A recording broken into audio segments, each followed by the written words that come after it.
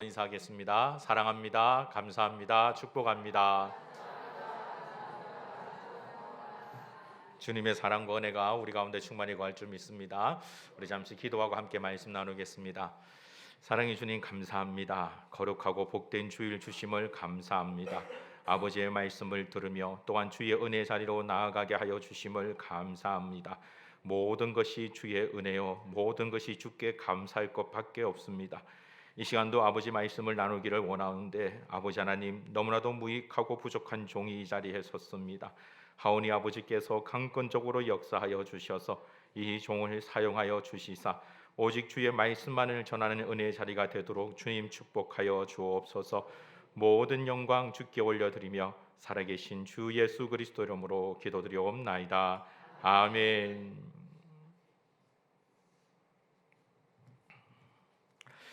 방금 오늘 우리가 읽었던 창세기 30장은 지금 우리가 계속 동일한 주제로 살펴보고 있는 것처럼 하나님 나라가 어떻게 세워져 가야 되는지 방법에 대한 부분들을 우리에게 보여주고 있습니다. 특별히 창세기 30장은 30절 말씀이 키가 되는 그런 구절입니다. 우리 30절 말씀을 한 번 더 같이 한번 읽어보도록 하겠습니다. 30절입니다. 내가 오기 전에는 외삼촌의 소유가 적더니 번성하여 때를 이루었으니 내 발이 이르는 곳마다 여호와께서 외삼촌에게 복을 주셨나이다. 그러나 나는 언제나 내 집을 세우리까. 오늘 이 30절에 기록되어 있는 야곱의 고백처럼 그러나 언제 내 집을 세우리까 라는 이 구절이 30절 말씀을 살펴볼 수 있는 안경, 즉 키가 되는 말씀입니다. 여러분, 집들이 모이면 마을이 형성이 되고요, 마을들이 모이면 도시가 형성이 되고 도시들이 모이면 나라가 이루어집니다.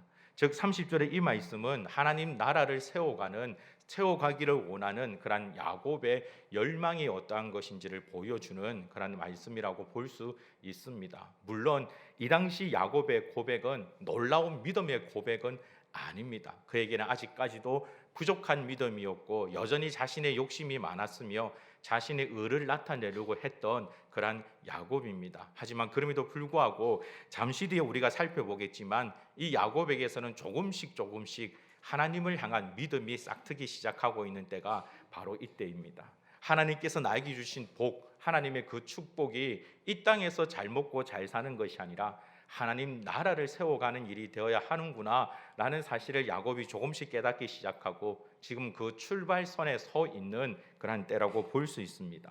이 창세기 30장은 그러한 자들에게 하나님 나라를 세워감에 있어서 필요한 대상과 그리고 방법에 대한 것을 우리에게 말씀해 주고 있습니다. 이 30절을 기준으로 해서 창세기 30장은 앞뒤 두 부분으로 나눌 수 있는데 앞부분에서는 대상에 대한 말씀을 우리에게 보여주고 있고 그리고 뒷부분은 방법에 대한 말씀을 우리에게 보여주고 있습니다.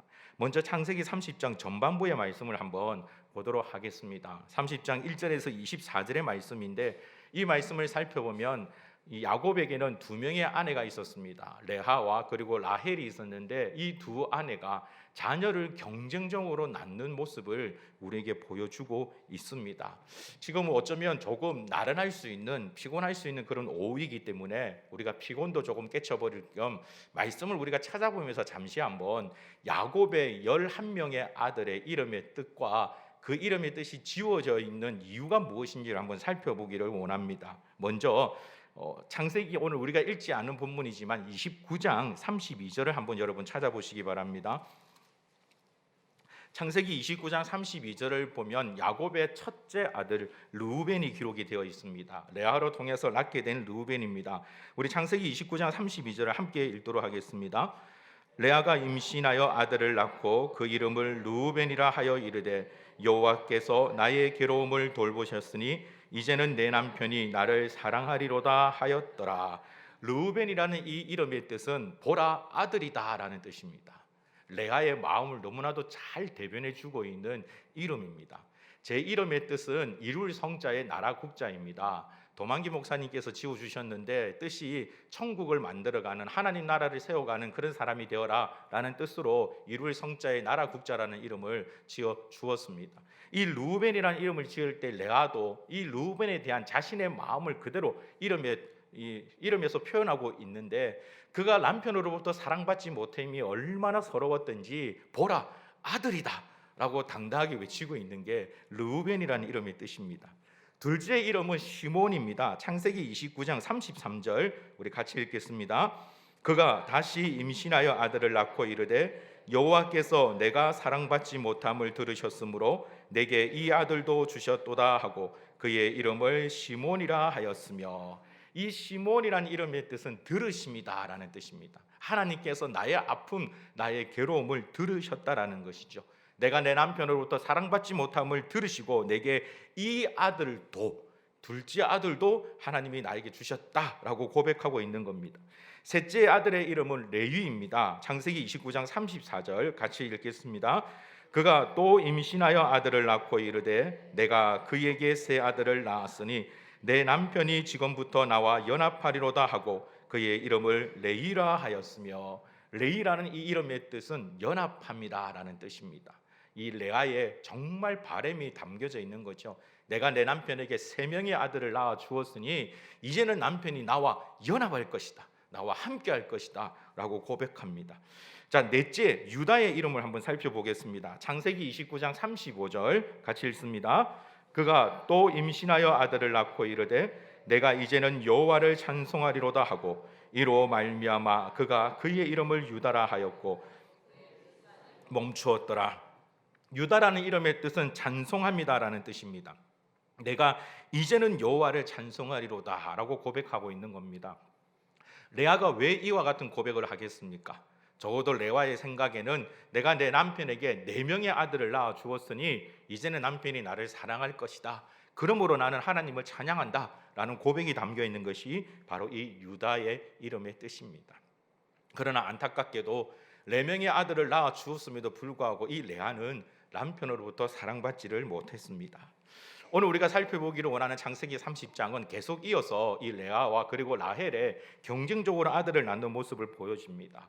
레아는 이렇게 아들을 쑥쑥 낳고 있는데 라헬에게는 전혀 출산의 기미가 보이지 않았습니다. 아들이 없었습니다. 그래서 그 당시 법에 의해서 이 라헬은 자신의 여종을 남편에게 줍니다. 당시의 법은 여종이 아들을 낳게 되면 그 아들은 여종의 주인의 아들로 그 호적에 올릴 수가 있었습니다. 그래서 라헬은 여종 빌하를 그의 남편에게 주었습니다. 그래서 단이라는 아들을 얻습니다. 창세기 30장 6절 같이 한번 읽겠습니다.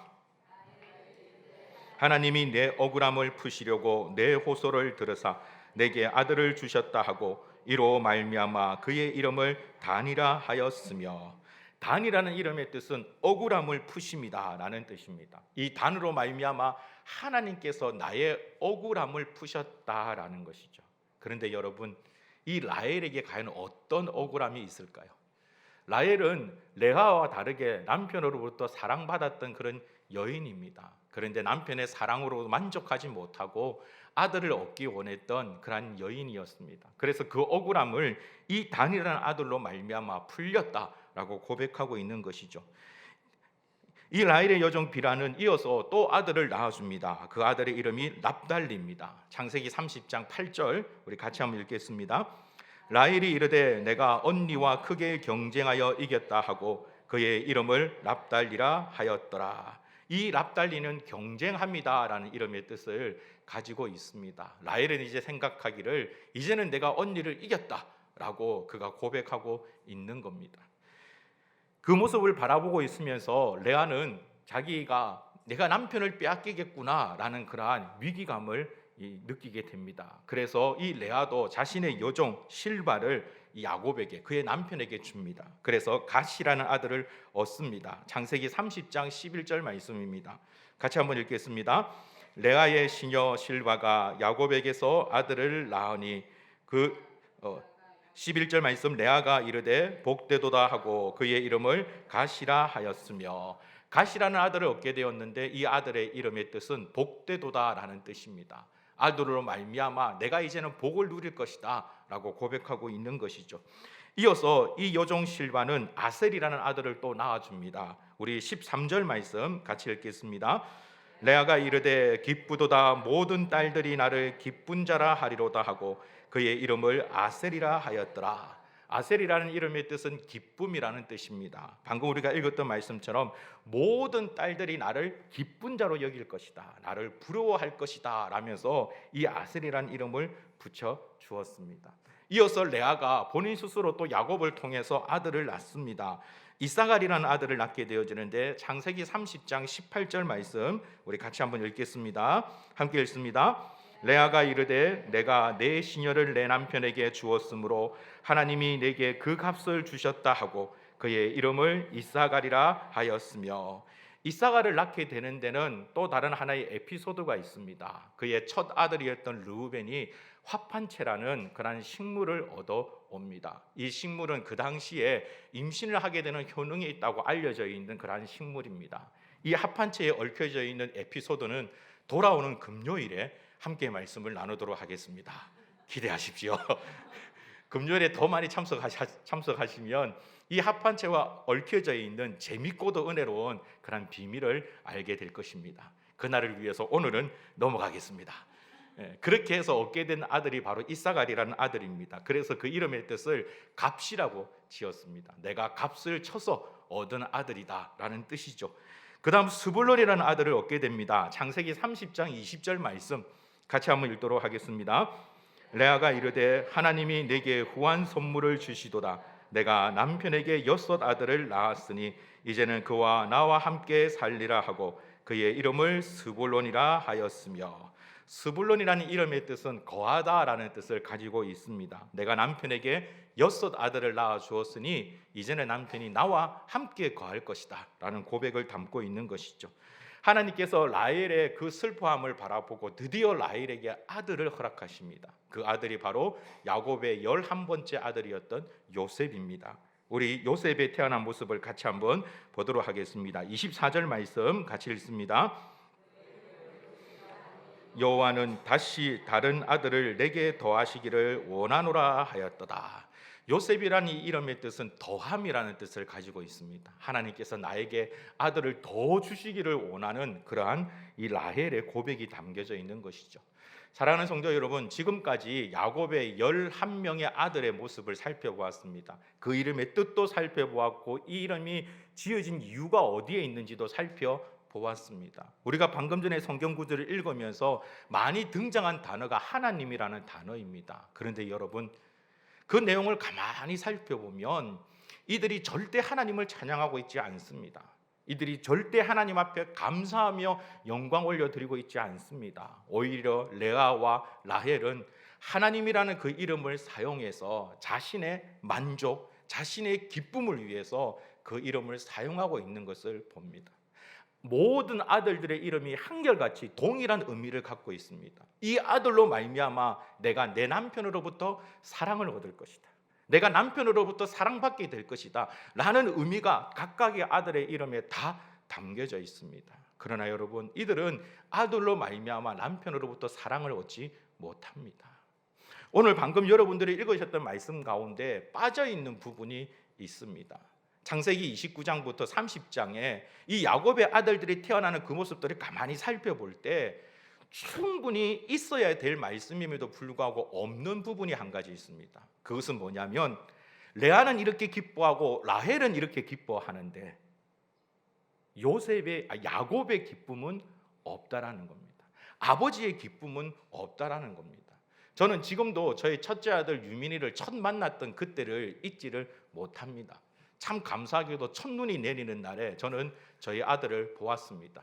보는 순간 딱 저하고 똑같이 생겼구나 라고 생각을 했지만 그 아들을 처음 안았을 때의 그때의 그 감격을 잊을 수가 없습니다. 신생아를 보관이 하니 단어가 좀 그렇네요.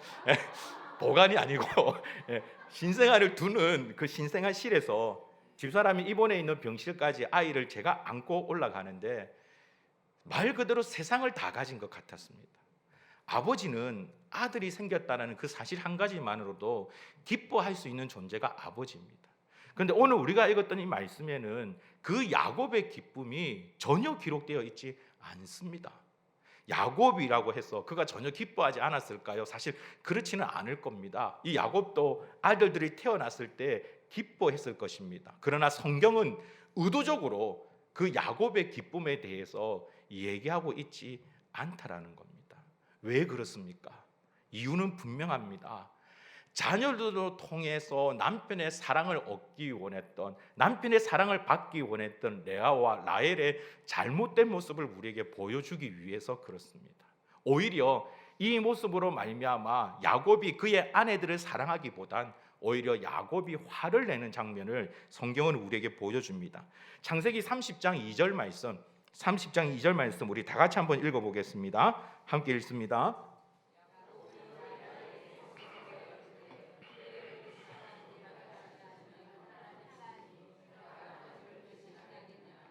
라헬이 야곱에게 나로 아들을 낳게 하라라고 원망하며 소위 말하는 바가지를 끌게 되어졌을 때 이 야곱의 반응이 기록되어져 있는 겁니다. 성경은 의도적으로 아이들이 태어남으로 말미암아 기뻐할 아버지의 모습 야곱은 지워버렸습니다. 반대로 아내로 말미암아 오히려 화를 내고 분노하는, 짜증을 내는 야곱의 모습을 우리에게 보여줍니다. 왜 그럴까요? 바로 사랑의 대상이 잘못되어졌다는 겁니다. 아내가 남편으로부터 사랑받기를 원한다면 아내가 포커스를 맞춰야 되는 것은 자녀를 생산하는 일이 아니라 자기의 남편에게 초점을 맞춰야 한다라는 것이죠. 우리의 믿음의 고백도 마찬가지입니다. 사랑하는 성도 여러분, 하나님 나라를 세워가는 자는 그 대상이 분명해야 되는데 하나님으로 시작해서 하나님으로 진행이 되고 하나님으로 맞춰질 줄 아는 자가 되어야만 합니다. 하나님을 온전히 사랑할 줄 아는 자가 되어야만 합니다. 우리의 가장 중요한 핵심, 우리의 가장 중요한 사랑의 대상은 참되신 여호와 하나님이 되어야 할 줄 믿습니다. 그런데 많은 성도들이 이 부분에서 실수합니다. 처음에는 하나님으로 말미암아 시작합니다. 하나님을 영접했을 때 그때의 그 순간 마치 세상을 다 가진 것처럼 하나님을 찬양하며 하나님으로 말미암아 기뻐하고 즐거워합니다. 그런데 신앙의 연수가 오래되면 오래될수록 그 마음이 우리 안에서 조금씩 사라져가는 것을 봅니다. 함께 믿음 생활을 시작했던 어떤 한 분이 장로라는 직분을 갖게 되어지고 자신은 그 직분을 가지지 못하면 교회를 떠납니다. 처음은 하나님으로 시작했지만 나중에는 하나님이 아니라 직분을 더 사랑하는 존재가 되었기 때문에 그렇습니다. 우리 주변에서는 이와 같은 일들을 흔하게 발견할 수 있습니다. 사랑하는 성도 여러분, 우리의 사랑의 대상이 명확한 성도가 되길 주님의 이름으로 축복합니다. 하나님만을 붙잡고 하나님만을 사랑할 줄 아는 자가 되십시오. 우리 주변에는 마르다가 참 많이 있을 수 있습니다.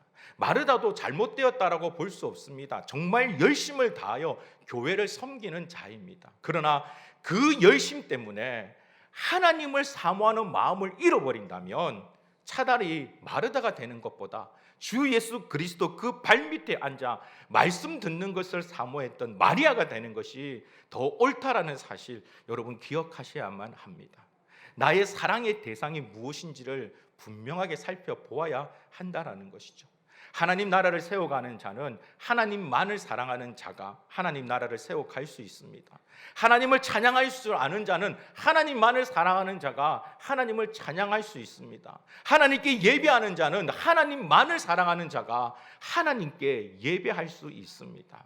다른 것이 나를 만족해 하는 것이 아니라 오직 여호와 하나님만이 나를 만족해 하는 자가 되길 주님의 이름으로 축복합니다.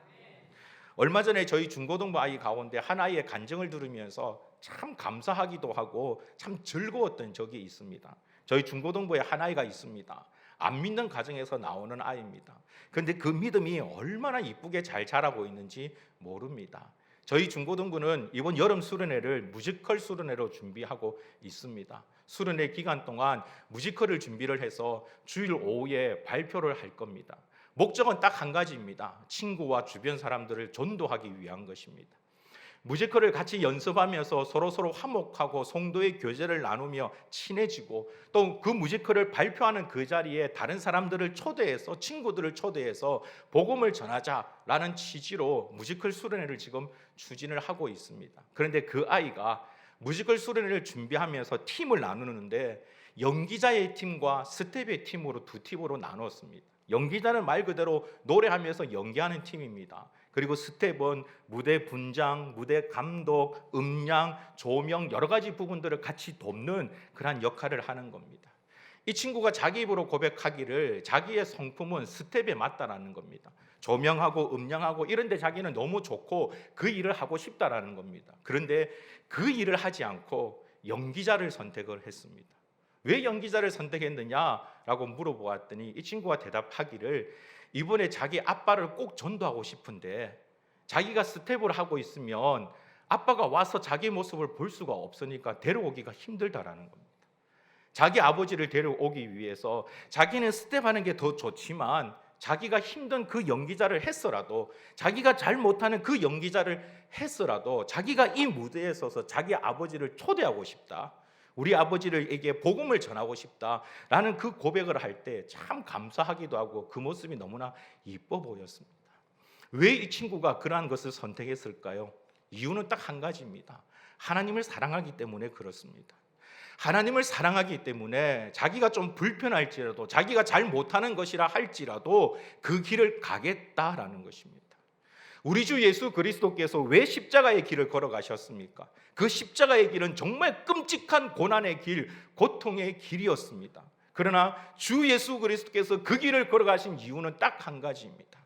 하나님을 사랑하셨기 때문에 그렇습니다. 저와 여러분을 사랑하셨기 때문에 그렇습니다. 이것이 바로 우리의 신앙의 시작이 되어야 하고 중간 과정이 되어야 하고 끝이 되어야 할 줄 믿습니다. 이미 우리는 하나님을 사랑했기 때문에 예수 그리스도를 사랑했기 때문에 그 믿음의 길을 시작하지 않았습니까? 과정에서도 그 사랑의 고백이 흔들리지 않기를 주님의 이름으로 축복합니다. 하나님만이 우리의 전부가 되기를 간절히 소망합니다. 내 신앙의 연수가 내가 이 교회에서 생활하는 그 익숙함들이 내가 알고 있는 성경의 지식들이 앞서는 것이 아니라 하나님을 사랑하는 마음이 앞서서 하나님과 함께 하나님으로 말미암아 걸어가는 저와 여러분이 되시길 주님의 이름으로 축복합니다. 창세기 30장의 전반부는 이와 같은 하나님 나라를 세워가는 대상에 대해서 보여준다면 후반부는 하나님 나라를 세워가는 방법에 대해서 보여줍니다. 오늘 우리가 읽었던 말씀입니다. 오늘 읽었던 말씀에 보면 야곱이 드디어 그의 외삼촌 라반에게 자신의 품삯을 요구합니다.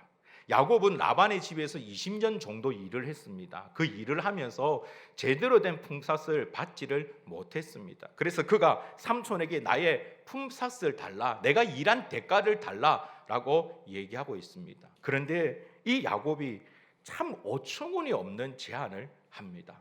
여러분 32절 말씀 같이 한번 읽어보도록 하겠습니다. 32절입니다. 시작.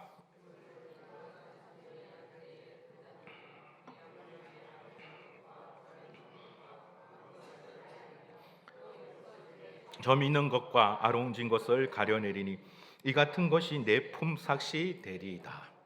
지금 야곱이 그의 삼촌 라반에게 품삯을 요구하는데 그 요구하는 내용이 너무 어처구니가 없습니다. 왜냐하면 그가 지금 달라고 하는 양떼들 중에서 아롱진 것, 일종의 검정 무늬가 있는 것을 말합니다. 여러분, 양은 흰색입니까? 검정색입니까? 흰색입니다. 간혹 양들 가운데 흰색이 아닌 얼룩 무늬가 있는 양들이 태어납니다. 이것은 유전화 쪽으로 얘기를 하자면 열성인자를 가진 양들입니다. 힘없는 양들, 보잘것없는 양들을 말합니다. 이런 양들이 태어날 확률은 지극히 낮습니다. 그런데 그 낮은 확률의 양들, 그것도 튼튼한 몸으로 태어나는 것이 아니라 열성인자를 가진 양들이기 때문에 어려서 너무나 병약하고 또 쉽게 죽어버릴 수 있는 그런 양들, 그런 염소들을 나에게 품삯으로 달라라고 야곱이 요구하고 있는 겁니다. 이 내용을 가만히 살펴보면 참 어이가 없습니다. 그런데 이 어이없는 요구에 대응하는 그의 외삼촌 라반의 모습은 더 어이가 없습니다. 여러분, 오늘 우리가 읽었던 말씀 가운데 34절을 보면 라반이 이르되 내가 내 말대로 하리라 라고 덥석 그 제안을 받아들입니다. 왜 그렇습니까? 이 라반은, 이 외삼촌은 착한 외삼촌일까요? 아니면 나쁜 외삼촌일까요? 나쁘죠. 참 이런 외삼촌은 없을 겁니다. 그렇죠? 그토록 열심히 일을 했으면 더 챙겨줘야 될 텐데 야곱이 그런 제안을 하면 이 어리석은 놈아, 이 세상 물정을 모르는 놈아, 어디 그런 얘기를 하느냐라고 야단을 쳐야 될 텐데 덥석 좋다 그렇게 하자라고 그 수락을 받아들입니다. 더 이 라반이 나쁜 거는요, 여러분 자세히 이 구절을 한번 읽어보십시오. 35절 36절 우리 다시 한번 더 읽어보겠습니다. 함께 읽겠습니다. 그날에 그가 순염소 중 얼룩무늬 있는 것과 점 있는 것들을 가리고 암염소 중 흰 바탕에 아롱진 것과 점 있는 것을 가리고 양 중에 검은 것들을 가려 자기 아들들의 손을 맡기고 자기와 야곱의 사이를 사흘 길이 뜨게 하였고 야곱은 라반의 남은 양떼를 치니라. 여러분 무슨 말씀인지 아시겠습니까? 그나마 돌아갈 그런 분량 양이 적은데 그것조차도 주기 싫어서 라반은 그런 양들을 다 가려다가 야곱에게 주는 게 아니라 그의 아들들의 손에 맡깁니다. 그리고 야곱과 그의 양떼의 거리를 사흘 길 정도로 띄워버립니다. 36절을 보면 야곱은 라반의 남은 양떼를 치니라 하라고 되어 있죠. 이 남은 양떼에게는 검은진 것, 아롱진 것 있을까요? 없을까요? 없습니다. 한 마리도 없습니다. 대체 이런 외삼촌이 어디 있습니까? 정말 나쁜 외삼촌이지 않습니까? 더 정말 이 안타까운 것은 32절에 보면 야곱이 오늘 내가 외삼촌의 양떼에라고 말하고 있죠. 그리고 35절에 나와 있는 그날에라는 이 32절의 오늘과 35절의 그날은 같은 날입니다. 야곱이 이 제안을 했을 때 라반이 그 제안을 받아들이면서 야곱이 보고 있는 그 앞에서 양들을 가려내어 그렇게 줬다라는 겁니다. 세상에 이런 일이 어떻게 있을 수 있습니까? 20년 동안 일한 품삯을 받는 겁니다. 그런데 하나도 없이, 한 마리도 없이 그 품삯을 받았습니다. 따져야 될 일 아닙니까? 고소를 해야 될 일이지 않습니까? 이거는 난리를 피워야 될 일이지 않습니까? 그런데 야곱은 그렇게 하지를 않습니다. 그리고 더 놀라운 것은 37절, 38절 우리 같이 한번 읽어보도록 할까요? 함께 읽겠습니다.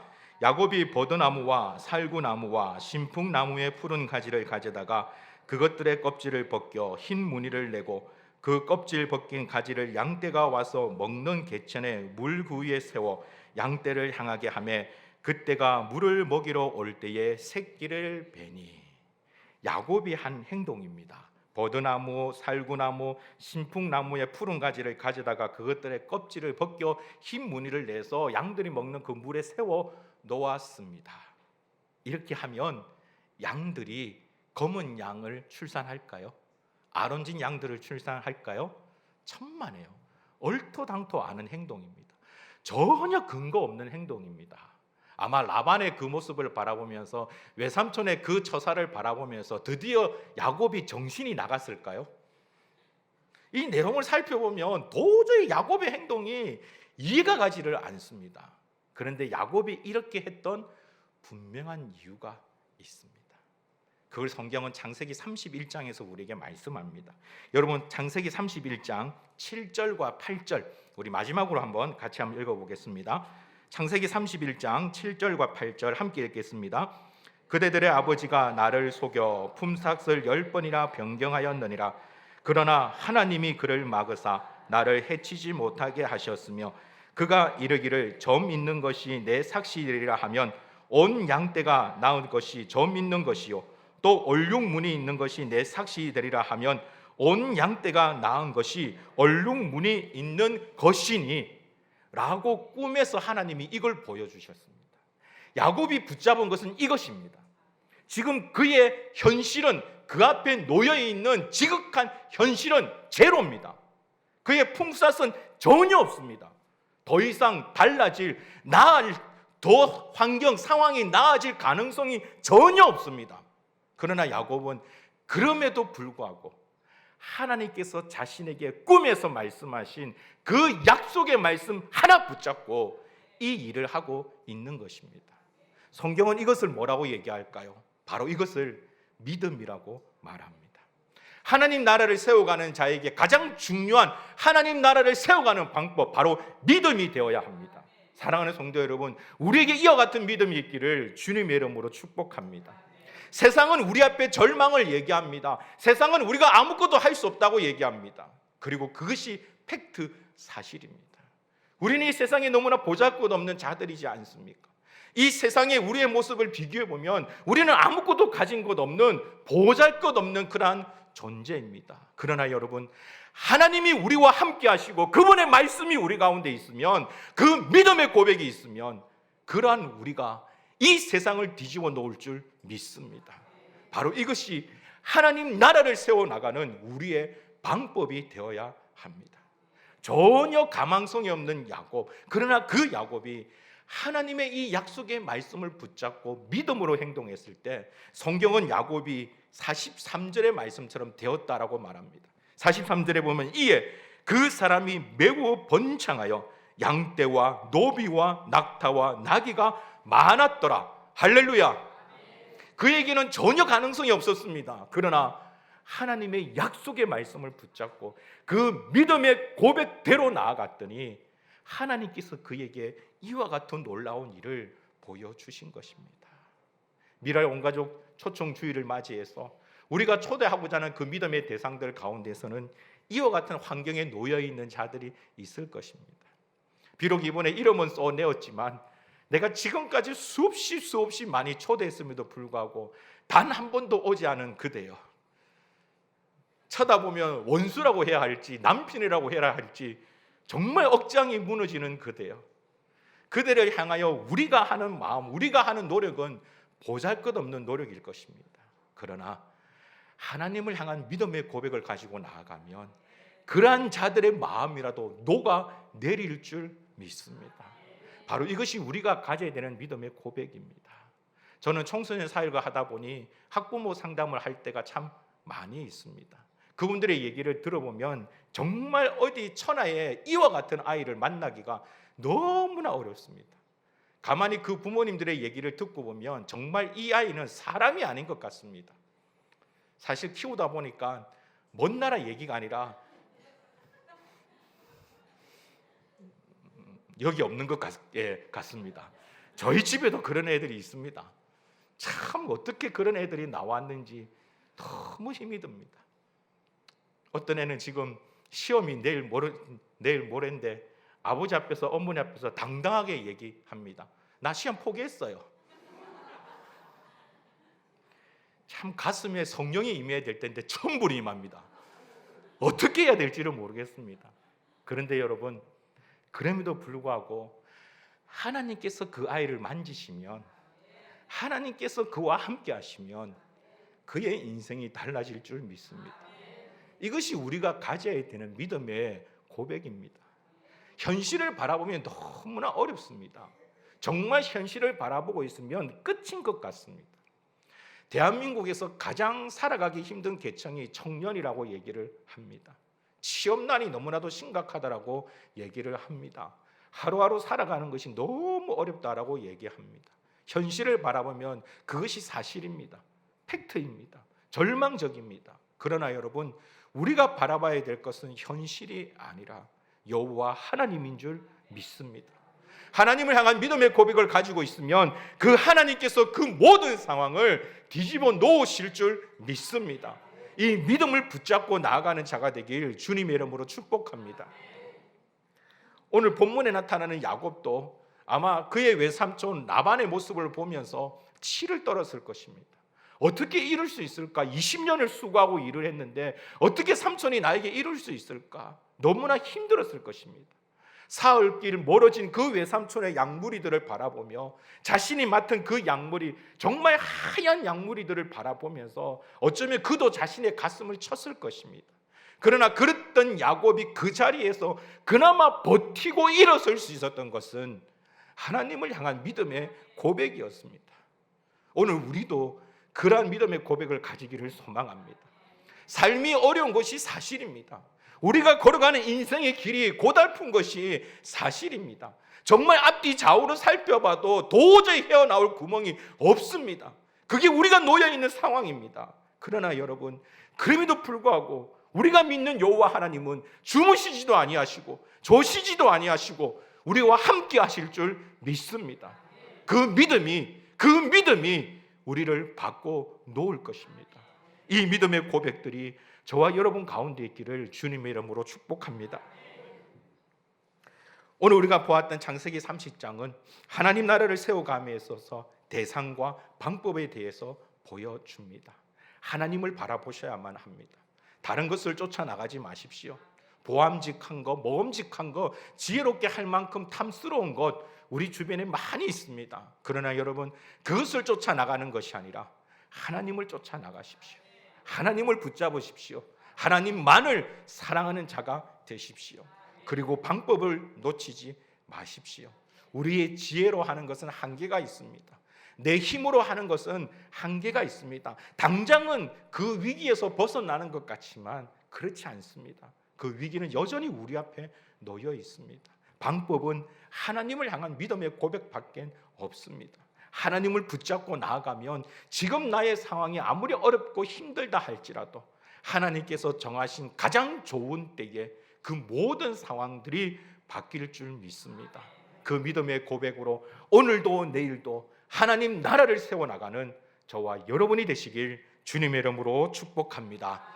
우리 다 같이 말씀을